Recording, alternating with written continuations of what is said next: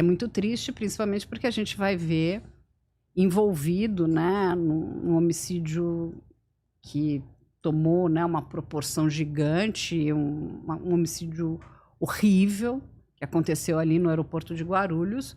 A gente tem envolvimento tanto da Polícia Civil como da Polícia Militar. Esse é o caso do engomadinho do Bitcoin. Esse não, esse é o caso do Vinícius. O Vinícius tinha um sócio que era o Pablo. O Pablo que era o homem dos criptoativos. Vinícius é o do aeroporto, que foi executado no aeroporto. Sim, mas ele não. Eles trabalhavam juntos. Ele teve uma sociedade com o Pablo, porque assim. Eu vou começar e posso passar a bola aos pouquinhos para ele também? Pode. Então vamos lá, vamos trocando aqui, fazendo um bate-bola. Esse caso, ele vai se esbarrar com um caso mais antigo, que é o caso do Anselmo, que tem o vulgo de Cara Preta, que foi assassinado em São Paulo. Anselmo era um traficante bastante famoso, muito poderoso, e o que nós recebemos de informação é que ele fabricava uma droga de alta qualidade. Ele não era batizado da organização criminosa que se estabeleceu aqui em São Paulo, mas ele era fornecedor, ele fornecia também a droga para essa organização. E quando ele é assassinado, né, é um crime que a polícia investiga, porque é um crime que teria sido de mando do Vinícius, num primeiro momento com o Pablo e com o Davi, né? O Davi que era o motorista do Pablo e teria feito a ponte com o Noé. O que acontece? Por algum motivo, Pablo é excluído do inquérito e Vinícius e Davi são colocados no homicídio do Cara Preta, que é o Anselmo, e do Sem Sangue, que era o motorista dele. Pablo era sócio de Vinícius na lavagem de dinheiro de cripto. E o Anselmo cobrava o seu dinheiro de volta, ele queria receber esse dinheiro. E as informações que a gente tem do processo é que isso, então, eles teriam entrado ali numa combinação para poder executar o Anselmo. Quem executa é o Noé depois é morto também, né? Possivelmente por essa organização criminosa. A cabeça dele ele é degolado e a cabeça é colocada no local onde o Anselmo morreu. Pablo tem histórias muito estranhas, ele está num outro inquérito também, que investiga aí desvio, né, de muito dinheiro na relação de boletos bancários. Ele vai devolver aí R$500 bilhão para as vítimas. A gente vai ler vítimas aí, as vítimas são os bancos que foram lesados. E a última informação que a gente tem é que Pablo nem no Brasil está. Mas Pablo é um rapaz que trabalhava acredito que continua trabalhando com isso, né? Um trabalho meio estranho, porque ele também estaria na lavagem desses criptos aí, e era sócio do Vinícius. Eu vou passar a bola para o Bruno, porque ele vai explicar que hoje o crime está em várias esferas, não está só mais ali na biqueira vendendo a droga, ele está em bet, está em cripto, em compra de jogador de futebol. Ele virou praticamente uma grande empresa, uma coisa de uma enterprise, não é isso? São 30 anos só, né? Eu acho que isso é o mais importante, essa fotografia que a gente vê, com gente investindo em imóvel, investindo milhões em imóvel, investidores em criptomoeda, lavando dinheiro do PCC. Depois de um momento que o PCC percebeu que a venda varejista de droga em biqueira gerava muito prejuízo e conflito com a polícia, entre os próprios integrantes dos territórios, ficava um mata-mata dos anos 80 e 90, que era São Paulo, muito violenta e tal. Perceberam que o negócio da droga no atacado gerava muito mais dinheiro, construíram um corredor de drogas dos Andes para outros continentes do mundo. Esse dinheiro começou a entrar na economia, a ser lavado, e a economia passou a rodar a partir do dinheiro do crime. Então a cocaína é uma commodity super importante hoje na América Latina. É um fator de exportação que movimenta financeiramente a economia. E o Vinícius, o Pablo, todo esse povo já faz parte dessa rede de uma grande empresa exportadora de drogas que se estruturou em 30 anos, né? Então, uma fotografia atual de um negócio que se estruturou muito rapidamente. Porque como o Bruno aqui está explicando, Júnior, esse dinheiro é ilícito. Como é que você transforma o dinheiro ilícito em lícito? Aí é a famosa lavagem de dinheiro. Uhum. Então, você tem ali imóveis, você tem criptoativos, você tem jogador de futebol, bet, jogo do bicho, enfim, tem... Não que o jogo do bicho vai deixar nenhum dinheiro lícito, mas eles também estão no jogo do bicho.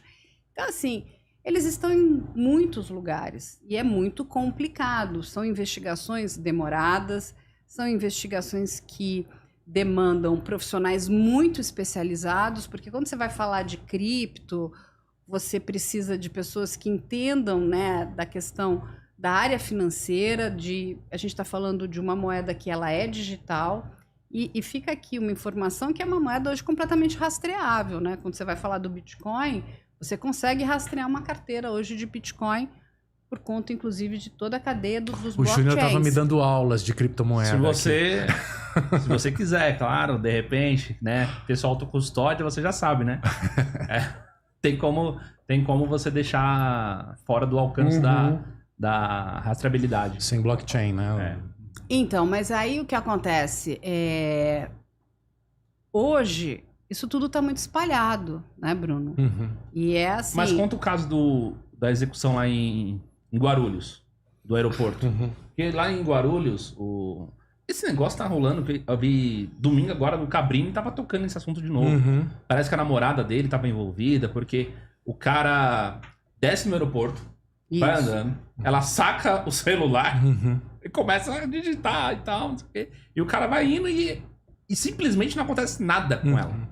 Tipo, eles descem os dois juntos, já estavam sabendo que ele estava no voo junto com ela, não foram atrás dela, deixaram ela solta, ao mesmo tempo que ela também se distanciou do cara e o crime aconteceu e tipo, depois disso ela foi embora. Mas assim, tem as imagens, ela tá bastante apavorada, inclusive, ali no momento da execução. Ela tá um pouco ali. Gente, inclusive, não foi o Vinícius. Existe, no meu ponto de vista, não sei o que o Bruno pensa sobre isso, questão de chamar o Vinícius de empresário. Não, Vinícius é um criminoso, ele é réu confesso, ele lavava o dinheiro do crime. Ponto. Aí ele estava voltando de Alagoas. Não se sabe ainda a motivação dessa viagem para Alagoas, mas o que se sabe é que ele trazia joias, né? Tinha ali, inclusive, era uma maletinha de joias, isso foi amplamente divulgado, né? Pela imprensa também. Voltava junto com essa sua namorada, né? A princípio uma moça que ele estava se relacionando ali, ela estava conversando no telefone, ele estava caminhando ali para encontrar com os seus seguranças. Quem eram seguranças do Vinícius? Policiais militares. O que, para mim, já é um primeiro sinal de um grande problema. Assim, não é que ele está fazendo a polícia militar está fazendo um bico para o Júnior. A polícia militar estava fazendo um bico para um criminoso. Não pega nem bem. Eu confesso. Ponto. E vai acontecer ali, né, naquele primeiro momento, vamos voltar lá para trás no que a gente recebe de informação lá no dia da morte dele, que sempre 2 carros andavam conjuntamente. Um dos carros vai ter um problema, para no posto de gasolina, inclusive o filho dele estava neste carro, né, então a gente tem ali um jovem. E o outro carro vai seguir. Um fica parado no posto e o outro segue para pegar o Vinícius, o que já era incomum. A gente não sabe, né, o que acontece, porque as informações que nós temos é que o Vinícius só deveria avançar com os 2 carros ali. Eu não sei o que é falado por esse, vamos dizer, o segurança do bico para o Vinícius, porque o Vinícius avança. Nisso, no aeroporto, está o olheiro, que a imagem dele também foi amplamente divulgada, que é o Cauê. Cauê vai dar o sinal para o motorista do carro, que vai seguir, que é um Gol, com os atiradores. Quando o Vinícius atravessa e a namorada tá vindo atrás, o que é aquelas imagens que todos nós vimos, a gente tem com o celular, aparentemente estava conversando com alguém, tipo, cheguei, não se sabe. E ele vai atravessar, porque assim, no aeroporto de Guarulhos, né, para quem não sabe, você tem 2 faixas. Ele atravessa a primeira, quando ele atravessou a segunda, os atiradores saem desse carro e fazem a execução. É um show de horror cinematográfico. Imagina, sexta-feira, no maior aeroporto da América Latina, uma execução. Tanto que, infelizmente, aí sim, uma pessoa, né, de bem, um trabalhador, é alvejado, não resiste e vem a falecer. Eles vão entrar de volta nesse carro e vão sair. Olha que interessante, né? Aí tem coisas que eles fazem parte do nosso dia a dia. A gente não consegue mudar isso. Quem recebe um treinamento, né? E quando a gente está falando, né, de um treinamento militar, quando a gente olhou aquelas imagens, né, principalmente nós que trabalhamos com jornalismo investigativo policial, aquelas imagens da entrada do carro falam muito. Porque são pessoas que sabiam como manejar uma arma, não é uma arma qualquer. Ou seja, nós não estamos falando tipo da Carla dando um tiro ou do Bruno, a gente está falando de pessoas que sabem como segurar, como entrar com a arma dentro do carro. E não tem jeito, porque por mais que você planeje o crime, isso é muito interessante quando a gente pensa no criminoso, porque ele tenta planejar tudo. Ele só não planeja o imponderável. E tem coisas que você... É que nem dirigir carro, sabe? Que é tudo meio no automático. Você já está condicionado. E você não consegue tirar o teu condicionamento. Você vai fazer aquilo e é muito natural. Só que você vai deixando rastros. Então, existe ali um forte indício de que aquelas pessoas poderiam ser policiais militares. Mas você precisa ter comprovação. Até que essa comprovação chegasse, né, a gente tinha uma suspeita. A comprovação só foi chegar agora, meses depois. E aí, olha que interessante, eles vão pegar um carro, eu vou até usar um linguajar policial. A polícia chama um carro pé de breque. Eles chamam crime pé de breque. Por quê? Porque você vai cometer uma execução no aeroporto de Guarulhos e vai usar aquele carro. É um carro muito ruim. Tanto que o carro ferve, ele esquenta. De novo, olha o imponderável aí. Eles são obrigados a parar o carro. Eles vão deixar o carro ali. São obrigados, porque o carro ferveu. Vão retirar as armas de dentro do carro. Vão andar um pouquinho. Todas as armas eram muito novas. Armas caras. Mas isso não é nada quando a gente pensa, né, no crime. Eles vão jogar as armas um pouquinho para frente e olha a estratégia, eles vão se separar. E eles só vão se encontrar novamente no ponto de ônibus. Ali no ponto de ônibus, porque a gente vai ter as imagens deles entrando nesse ponto de ônibus, o que acontece? Tem o horário, inclusive. Ali passou uma viatura, aí já de controle de área da Polícia Militar, que fazia ali, estavam procurando. E aí tem um detalhe muito interessante. De novo, um deles, que essas imagens também foram amplamente divulgadas, por isso que, né, eu me sinto à vontade até para falar, porque eu acho que a gente nunca deve entregar o pulo do gato de investigação nenhuma, enquanto a investigação ainda está em andamento. E essa é uma investigação em andamento. Mas essas imagens foram divulgadas. Um deles está com um boné branco e o outro está com um capuz. Na abordagem, o que ele faz? Ele vai abaixar o capuz. Por quê? Porque é uma pessoa que sabe como funciona uma abordagem da Polícia Militar. Isso é uma outra coisa muito suspeita. Eles passam, quando você passa numa blitz, sabe? Você abaixa o vidro para mostrar que está tudo bem dentro do teu carro e o policial deixa você passar. Ele faz isso porque está de capuz, a pessoa de capuz, né, chama atenção. Ele abaixa, coloca de volta, entra no ônibus e aí vai começar a busca por essas pessoas. Eles o tempo inteiro estão com a cabeça baixada, então você tem umas parciais do rosto, né? Mas tinham alguns elementos, né, que começaram a levantar muitas suspeitas. E aí tem detalhes porque como essa investigação e esse processo também segue em segredo de justiça, essas informações a gente não pode passar. Mas aí vão começar investigações muito precisas de quem seriam essas pessoas. A Polícia Civil começa a trabalhar mais fortemente na questão de que seriam policiais militares, ou da ativa, ou que estariam afastados. Mas como não chegava muita informação de São Paulo, se aventou, pode ser do Rio, pode ser do Paraná, porque inclusive o Cauê, né, e a gente pode falar isso também, porque já saiu bastante na imprensa, que é o olheiro, e ele não é policial militar, não tem nenhuma ligação com, vamos dizer, né, com a polícia militar, ele estaria ali no braço do crime, ele vai fugir para o Rio de Janeiro e vai se esconder ali perto, ali dentro onde fica ali o Complexo do Alemão, e fica lá. O que acontece? Quando a namorada que você está falando é a namorada do Cauê.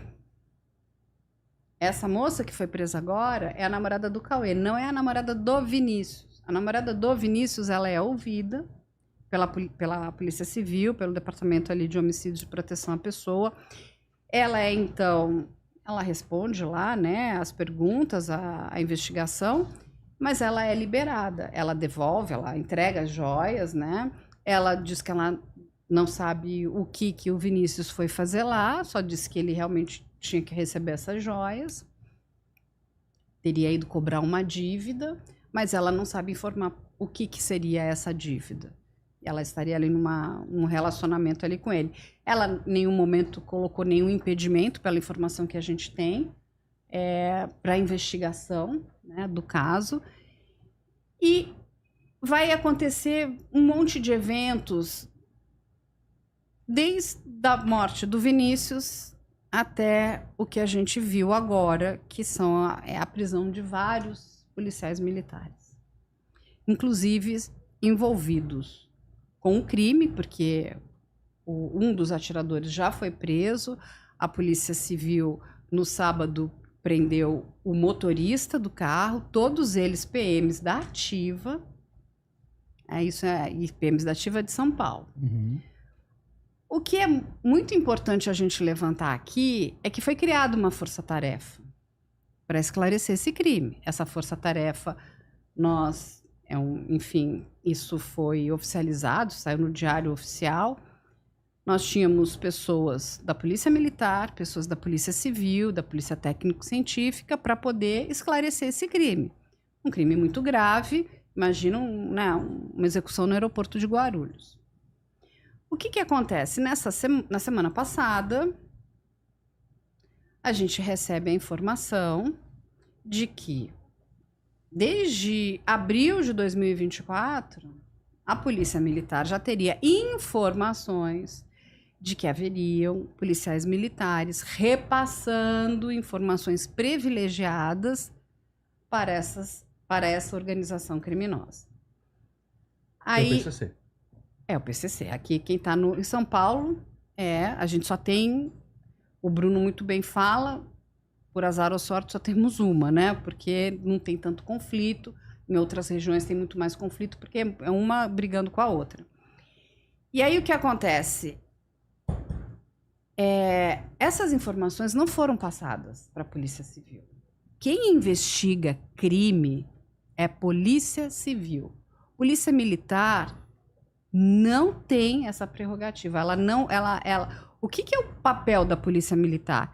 É um papel ostensivo, ou seja, de prevenção, né, e de cuidado em relação à ordem pública. A investigação faz parte da Polícia Judiciária. Então, se eu tenho acesso a informações que dizem que pessoa A está, né, num tráfico de influência com um crime, eu tenho que passar isso para a Polícia Civil investigar, correto? Isso não foi feito. Aí, mais para frente, nós vamos ver ali várias prisões, foram 15, essas pessoas são colocadas no inquérito policial militar. E aí abre aspas aqui. Policial militar a serviço ou não, na ativa ou na reserva, ou afastado, se ele cometer um crime doloso contra a vida, ele responde na justiça comum, não ao inquérito policial militar. O inquérito policial militar, ele vai falar sobre condutas, regulamentos, alguma coisa que você possa ter feito errado, que vá contra alguma orientação dos padrões ali dentro da justiça militar. Mas homicídio é crime doloso contra a vida. Quem investiga isso é a Polícia Civil. Aí o próprio atirador, ele está no Romão Gomes por um IPM, um inquérito policial militar. Não, essa pessoa tem que ser entregue para a Polícia Civil. Eu ainda não chequei hoje, mas até ontem de manhã ele ainda não tinha sido entregue aos cuidados da Polícia Civil para que ela conduza as investigações, para que ela, entendeu? E, enfim, se de fato for ele, para que ele responda, né? Aí ele vai responder. Existe ali também uma outra força-tarefa. No Ministério Público, quem cuida desse tipo de crime, né? Quem vai fazer essa denúncia é o GAECO, né? Que é um departamento especializado também, que só cuida de organização criminosa. Então, eles vão trabalhar em conjunto. Então, a gente tem aqui, novamente, um conflito entre as duas polícias. Então, isso a gente está falando da execução do Vinícius. E, em paralelo a isso, andava aqui, porque nós vimos também policiais civis sendo presos. Aí já é uma operação da Polícia Federal investigando policiais que estariam extorquindo o Vinícius, ou seja, policiais civis cometendo crimes. E aí nós vamos, que aí é um crime, entende que são duas coisas diferentes? Uma é execução e a outra é extorsão. Esses policiais da Polícia Civil estão na extorsão. E estão aqui, né? Aí é toda uma operação da Polícia Federal. A execução do Vinícius é Polícia Judiciária, Polícia Estadual, e não cabe à Polícia Militar investigar absolutamente nada. Então, o que eu acho que é a primeira reflexão que todos nós temos que fazer? Se as informações em 2024 tivessem sido passadas em tempo hábil para a Polícia Civil, para que ela pudesse investigar, o Vinícius talvez estivesse vivo. E por que era importante o Vinícius estar vivo? Porque o Vinícius estava numa colaboração, a princípio numa colaboração, para entregar provas, estruturas, enfim, do que estava acontecendo em relação ao crime. Quando ele é executado, e isso é muito interessante, né, em vários... A gente pode até discutir isso aqui, tudo isso se perde. E este é o maior problema, sabe? Eu teria que o quê? Sido preservado, mas como essas informações não chegam a tempo, não chegam de forma tempestiva, falo, olha, estamos recebendo isso aqui, isso precisa ser repassado para a Polícia Civil. Então, o que eu vejo muito mais uma questão de uma autopreservação da própria estrutura da Polícia Militar, e ela é muito importante, e até aí não tem nada de errado, mas ela não pode atrapalhar a condução de uma investigação. Seja ela de uma denúncia, né, de pessoas, né, aqui trabalhando e favorecendo o crime, ou de um homicídio gravíssimo. Então, este é o caso do Vinícius. E aí, Bruno? Esse caso é incrível, porque, mais uma vez, é outra fotografia do presente. Eu investiguei e trabalhei e escrevi sobre as milícias no Rio de Janeiro. E a gente tinha a impressão que o Rio de Janeiro era um caos, que a polícia do Rio estava toda envolvida com a cena, com as milícias e com a cena do crime. E essa cena do Vinícius, essa morte do Vinícius, traz a participação da polícia nos negócios do crime como nunca a gente tinha visto. Então você vê que é um grande negócio que movimenta muito dinheiro, investimentos e lavagem, que tem participação de policiais civis nesses esquemas, em sociedade com o crime, e participação de policiais militares na execução, como escritório do crime que acontecia no Rio de Janeiro. Tinha um escritório do crime que matava a soldo de bicheiros. E a gente vê isso acontecendo aqui na Polícia Militar também de São Paulo. Então destampa um caldeirão que no Rio de Janeiro o caso da Marielle destampou.